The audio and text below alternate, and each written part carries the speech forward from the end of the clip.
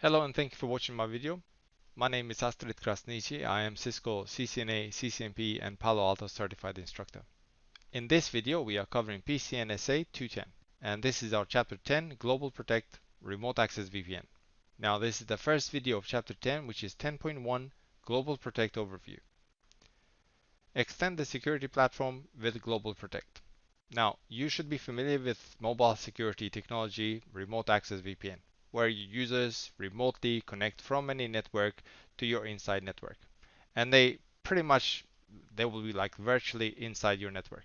And they can access the normal contents, applications, end users, and so on. They virtually come to your network, inside your network. And that is remote access VPN. But Global Protect will actually builds on that, and it will add more advanced features. So we have the solution to VPN issues, and extends the next generation firewalls to endpoints, because at the endpoints you will have an agent who will be communicating with the firewall. And we have a delivers full traffic visibility, which we can identify exactly what user ID or what users are connecting to the Global Protect, and we can decrypt the traffic and have a look or inspect for any malicious content and so on, which simplifies the management and stops advanced threats.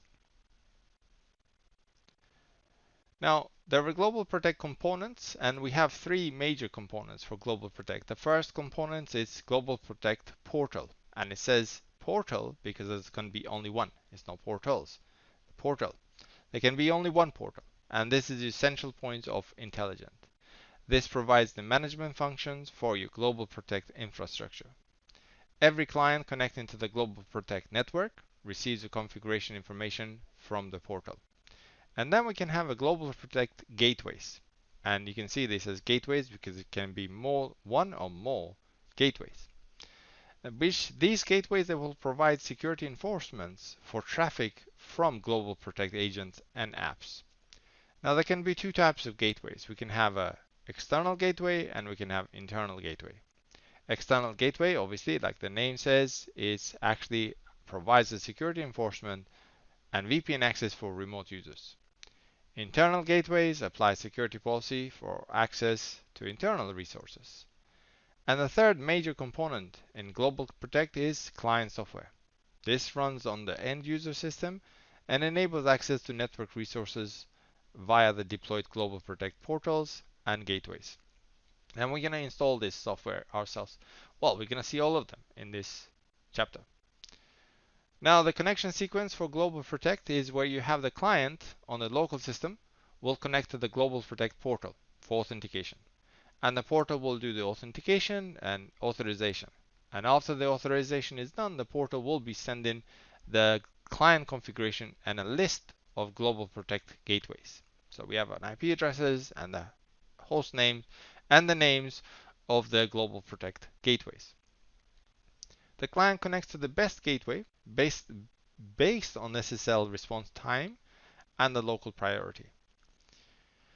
The client communicates with the portal and gateways, but there is no direct communication among gateways between the gateways and portals. So there is no communication between these gateways. They don't talk to each other by default, right? As well as they don't talk to the portal. The client is actually talking to both of them. Now, in the simple topology, the Global Protect requires at least one portal and one gateway.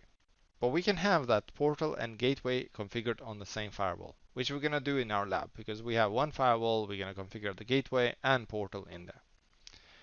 If the gateway and portal share an IP address, only one certificate is needed for the firewall. And if there is no checks required, like host information profile checks, we don't need a license either. In the major topology, or in large environment topology, Global Protect can be configured with multiple gateways, providing redundancy and performance improvements for end users. But there is only one portal. There's always going to be one portal. Having said that, this is not the single point of failure. Because if, for example, for some reason this portal goes down, then the client can actually use the cached information to connect to the gateways.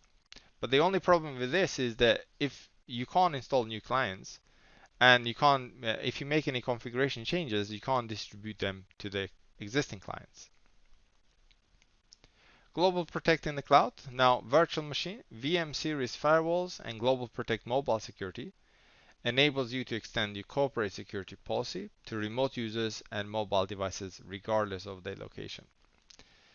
The platform provides full protection regardless of whether the user or network needs access to the internet, data center, or SaaS application. Administrators centrally manage GlobalProtect cloud services using Panorama to onboard sites, manage policies, and query logs for monitoring and reporting capabilities. Now, internal gateway and external gateway.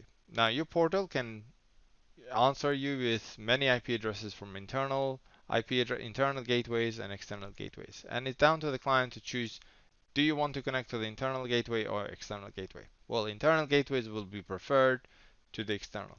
The DNS hostname and the IP address that is going to receive from the portal, the hostname, they must be resolved by an internal name server only. The agent performs a reverse lookup on IP address, and if it receives the expected hostname as a response, the agent assumes it's on the internal network and then connects to the gateway on the internal list. If no response received from the lookup, the client connects to the gateway in the external list. If hostname and address pairs are not provided, the client connection attempts to connect to the internal gateway first and then to the external gateway. Client VPN. Now, remote users can log into the GlobalProtect portal using SSL secured web browser and launch web application you publish for the users without installing the GlobalProtect client software. Based on the user or user group, you can allow users to access a set of applications that you make available for them, or allow them to access additional corporate applications. The remote users who log into the portal will see a published application page with a list of web applications they can launch. GlobalProtect for internal user-based access. An internal gateway that is used with user ID technology can be used to provide a secure, accurate method of identifying and controlling traffic by user.